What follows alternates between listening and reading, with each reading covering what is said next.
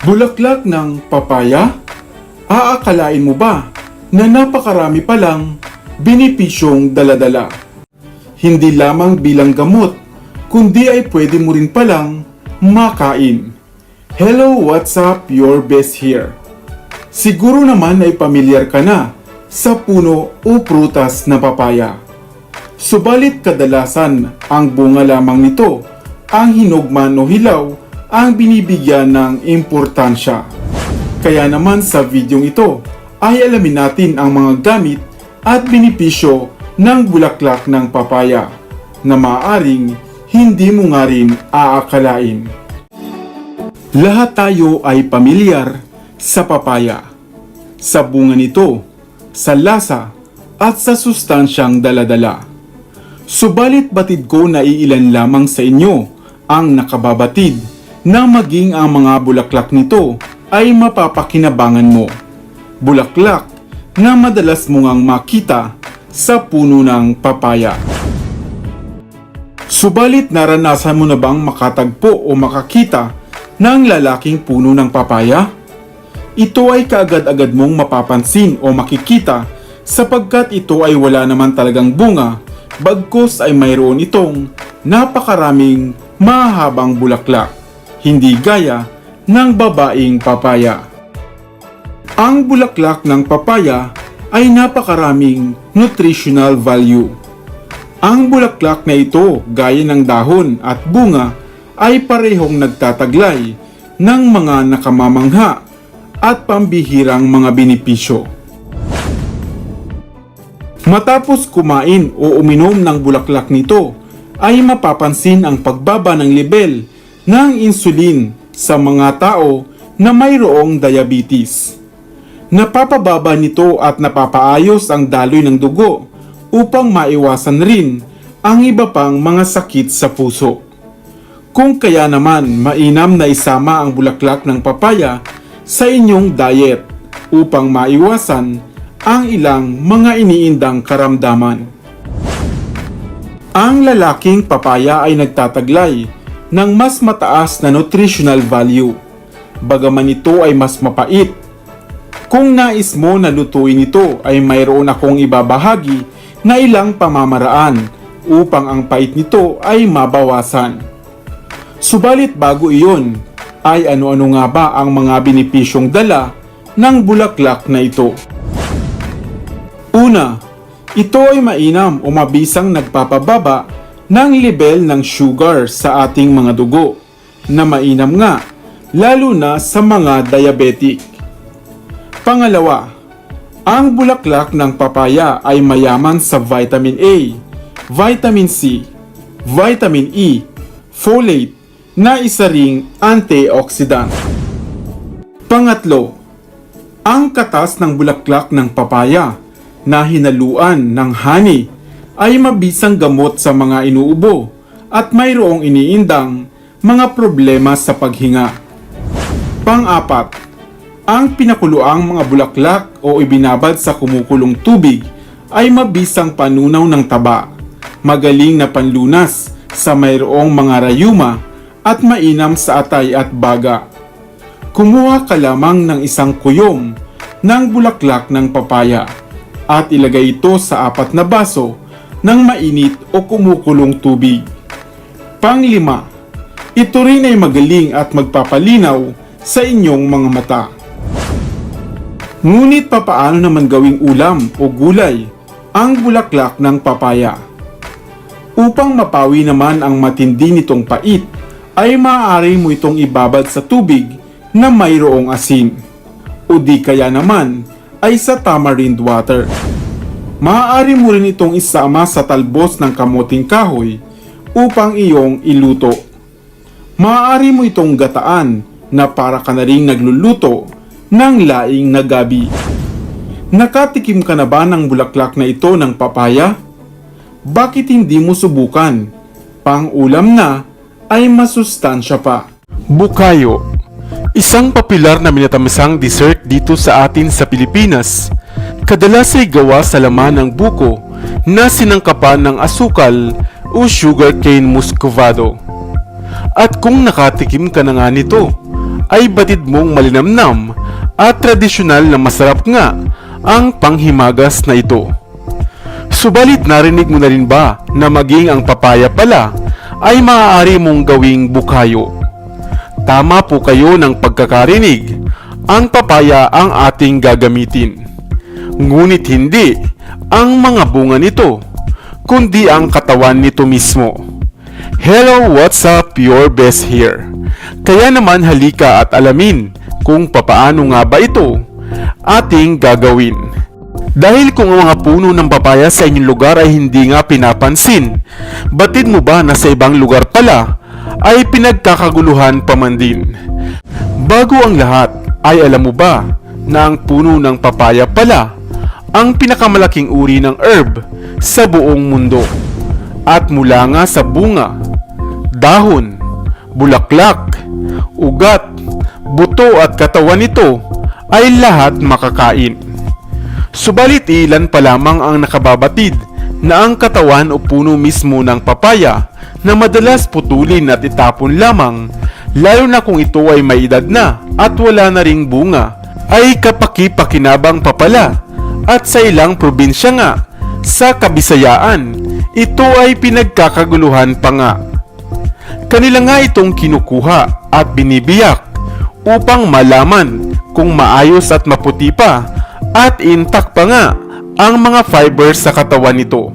Pagkatapos ay lilinisin ito at unti-unting kakayurin o i-scrape upang makaipon ng mga maliliit na hibla, gaya rin sa paggawa ng bukayo. Huhugasan at patutuyuin ito sa init ng araw sa loob ng maghapon upang mabawasan ang mga moisture nitong tinataglay.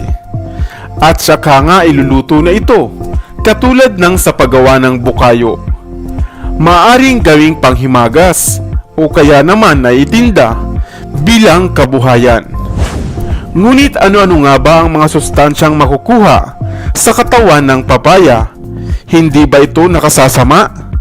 Ang katawan ng papaya ay ligtas kainin. Isa itong survival food at ginagamit na ring alternatibo, lalo na nga sa mga lugar na wala namang puno ng niyog.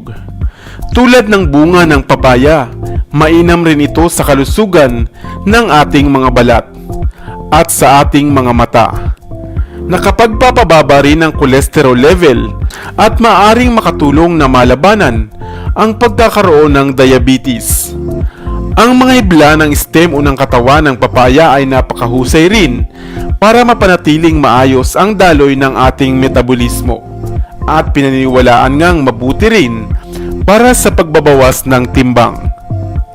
Kaya naman kung maraming ang puno ng papaya sa inyong bakuran, maaari mo nga rin itong masubukan.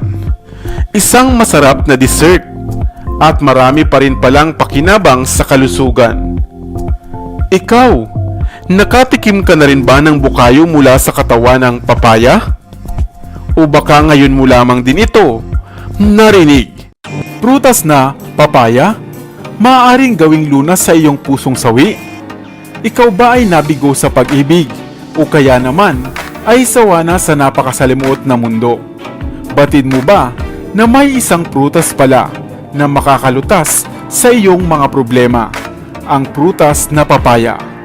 Halika at sama-sama nating tuklasin ang natatanging bisa at kakayahan ng puno at prutas na papaya. Nakakain ka na marahil ng hinog o gulay na papaya, hindi ba? Subalit, batid mo bang hindi lamang sarap at linamnam ang maaaring hatid nito at daladala?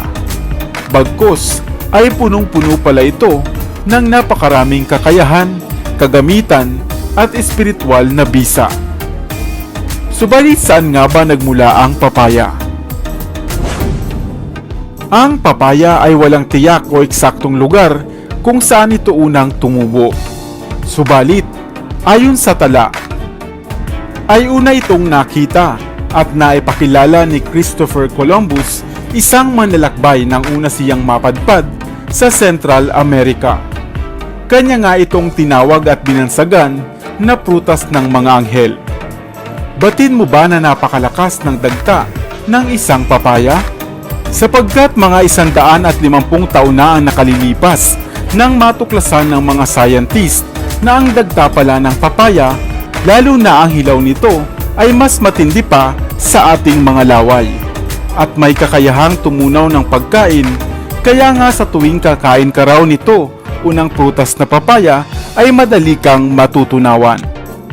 At bago natin pag-usapan kung paano mo nga ba ito gagamitin sa sugatan mong damdamin, ay alamin muna natin ang mga benepisyo ng prutas na papaya. Ito ay mayaman sa vitamin C kesa sa orange at mayroon pa ngang mataas na bilang ng vitamin E at vitamin A. Ang tinataglay nga nitong digestive enzymes ay tinatawag din na papain at cymopapain. Ay makakatulong bilang anti-inflammatory agent at upang mapabilis ang paghilom ng mga paso sa balat, kagat ng mga insekto o galos man. Madalas, marahil nga ay mapupuna mo na ito ay ginagamit na sangkap sa mga sabon, lotion at mga skin products. Iyan ay sapagkat ito ay may kakayahang ibalik at panatilihing masigla at bata ang ating mga balat. Kung madalas kang masusuka tuwing umaga, kumain ka lamang ng papaya. Napakainam na lunas ng papaya sa pagkakaroon ng constipation at iba pang mga problema sa ating kolon at tiyan. Kapag kumain ka ng papaya, ay mabilis ka ring matutunawan ng iyong mga kinain. At dahil may lutein din ang papaya, ay mainam itong pampalinaw ng inyong mga mata. Ngayon ay dumako na tayo sa espiritual nitong gamit na maaaring nais mo ring malaman.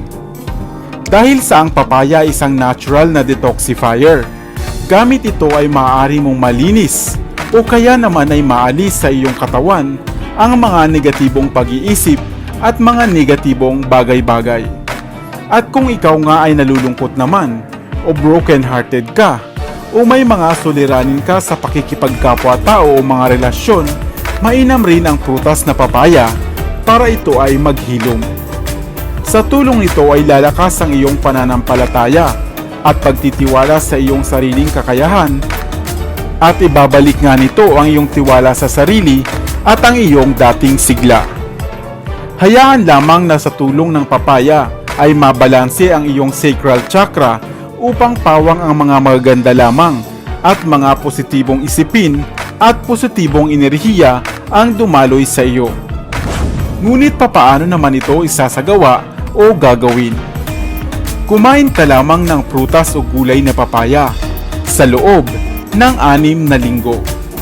Opo, sa loob ng 6 na linggo o 2 buwan. Nang tuloy-tuloy upang gumana at umepekto sa iyo ang bisa nito. Maaari itong gawing juice, hinog na fresh fruits, salads, shake, o kaya naman ay igulay o isangkap sa mga lutuin.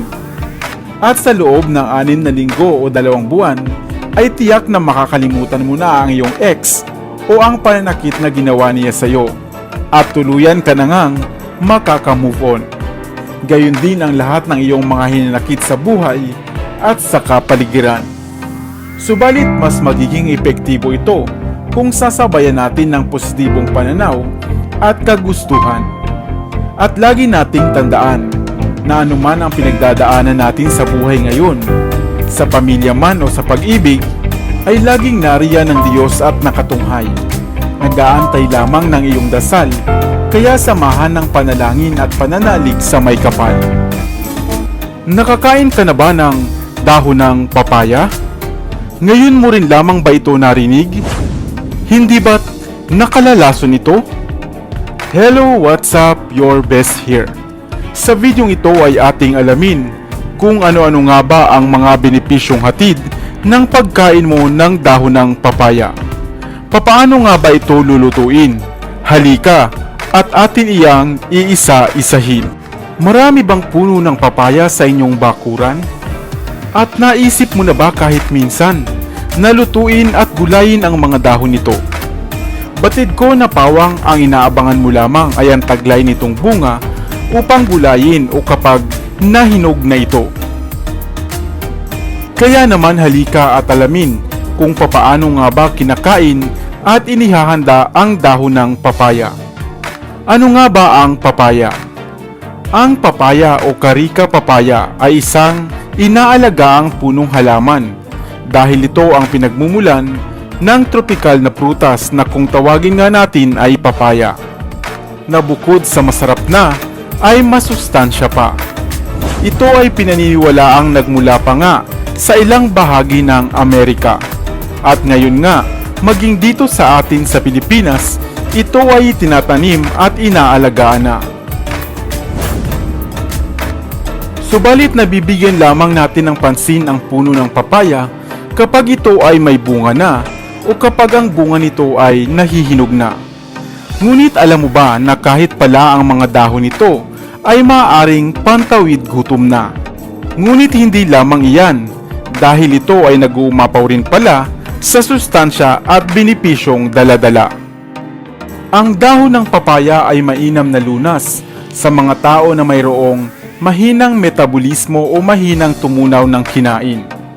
Ito rin ay nakatutulong sa mga nilalagnat na dulot ng dengue. Kapag kumain ka rin ito o uminom ng katas ng dahon nito, ay maaari kang makaiwas sa mga sakit sa puso, diabetes at mga cancer. Ginagamit din ang dahon ng papaya upang makaiwas sa paglalagas ng mga buhok. At kasabay nito ang pagkakaroon ng masigla at makinis na balat. Ito rin ay maaaring mag-boost o magpalakas ng inyong immune system upang makaiwas nga sa pagkakaroon ng mga sakit. Hindi ba't napakabisa pala ng dahon ng papaya? Subalit iwasan lamang ang pagkain ng dagta ng bunga, dagta ng dahon o dagta ng katawan nito, sapagkat mataas ang taglay nitong papain na maaaring magdulot ng allergic reaction sa inyo. Kung kaya marahil, hindi nangangahas ang ilan na lutuin at kainin ang dahon nito. Subalit kung nais mo ng katas ng mga dahon ng papaya, ay pumili ka ng mga matured na nito. Katasin sa pamamagitan ng pagtudtod dito sa lain upang mag-iitong puro at maaari mo na nga itong inumin. Walang side effect ang katas nito, subalit mainam na alamin muna kung meron ba kayong allergy rito at maaaring hindi ito naaangkop sa inyo.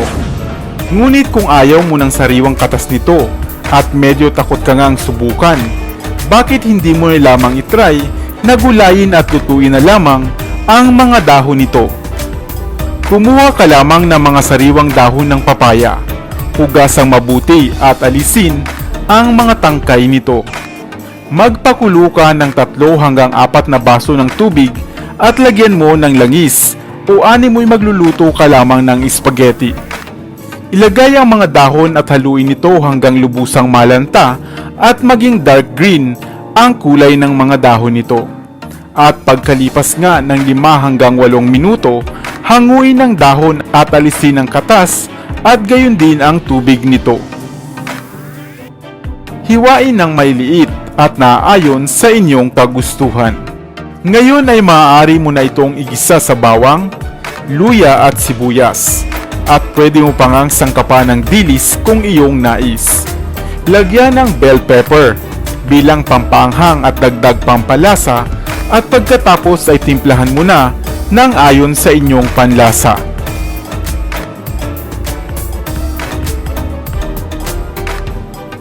At makalipas ang 5 pang minuto, ilagay na ang gata at iba pang timpla na swakto sa inyong panlasa. Pakuluan ang dahan-dahan at yan, luto na ang inyong gulay na dahon ng papaya. Ikaw, nais mo rin bang matikman ang gulay na ito? Ang gulay na dahon ng papaya o ang prutas na lamang nito ang pagtitiyagaan mo? Sana ay may bago kang natutunan sa videong ito. Iwan ka naman ng comment sa comment section sa ibaba. I-like at i-share mo na rin para naman sa kaalaman ng iba. Dito na sa Best TV, tayo ay matuto. Utak mapuno ng bagong kaalaman. Dito na sa Best TV, tayo ay lumibot. Lihim na mundo ay ating matuklasan. Best TV. Dito yan sa Best TV. Sapagkat ang mga laki may alam. Dito yan sa Best Tara TV. be, sabay-sabay tayo na matuto. Pagkat dito sa mundo lamang ang siyang marunong. Ating utak salinan ng panibagong dunong. Mga bagay na sa buhay ay makakatulong. Mga sikretong kalikasan